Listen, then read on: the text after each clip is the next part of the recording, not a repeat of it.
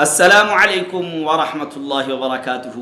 M بابو Tanoli Islamic studio سے M بابو تنولی اپنے بہت ہی پیارے چاہنے والے، دیکھنے والے، سننے والے بھائیوں کے لیے ایک مرتبہ پھر ڈھیر ساری دعاؤں کے ساتھ حاضر ہے۔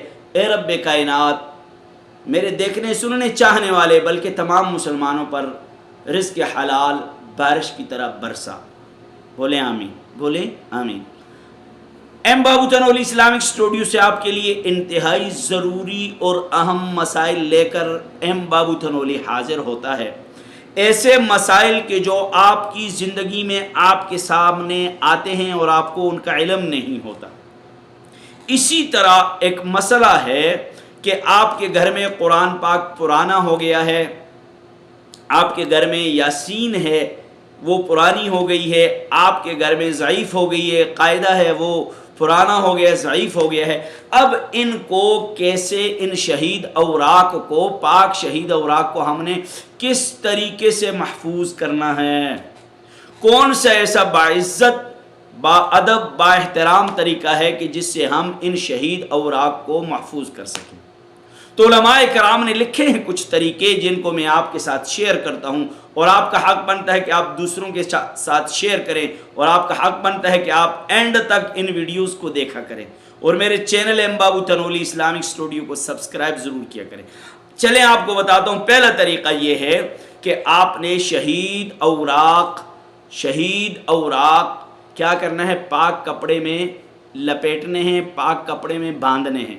پاک کپڑے میں باندھنے کے بعد آپ کسی ایسی جگہ کا انتخاب کریں گے کہ جہاں لوگوں کی چلت پھرت زیادہ نہ ہو، اور وہاں آپ کیا کریں گے؟ ایک کور کھودیں گے۔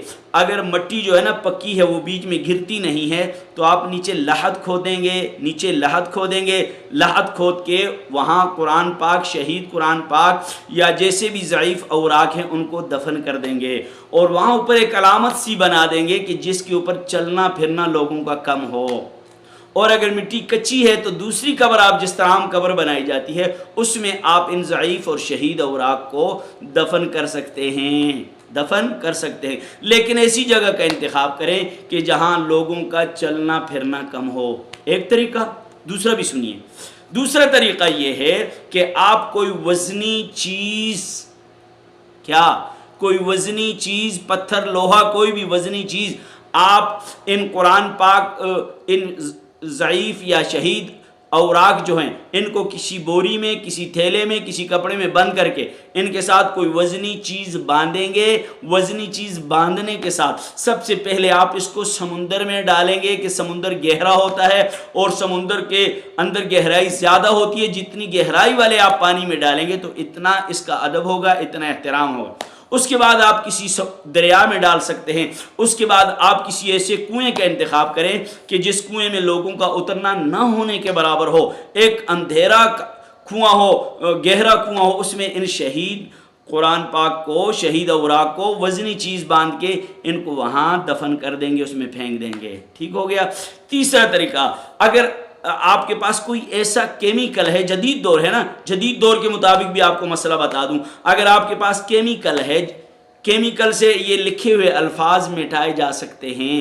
اگر یہ مٹ جاتے ہیں لکھے ہوئے الفاظ، تو اس صورت میں ان اوراق کو، شرط یہ ہے کہ ان کے اوپر کوئی حرف لکھا ہوا نہ ہو،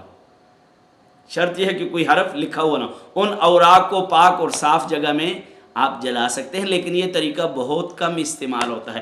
امید ہے کہ آپ کو آج کا یہ مسئلہ سمجھ آ گیا ہوگا۔ اگر آپ کو سمجھ آیا ہے، آپ دوسروں تک یہ مسائل نہیں پہنچاتے، تو سمجھیں آپ دین میں بخیل ہیں، دین میں بخل کرتے ہیں، اور آپ ان چیزوں کو دوسروں تک پہنچانے میں ایم بابو تنولی اسلامک اسٹوڈیو کا ساتھ ضرور دیجیے۔ السلام علیکم۔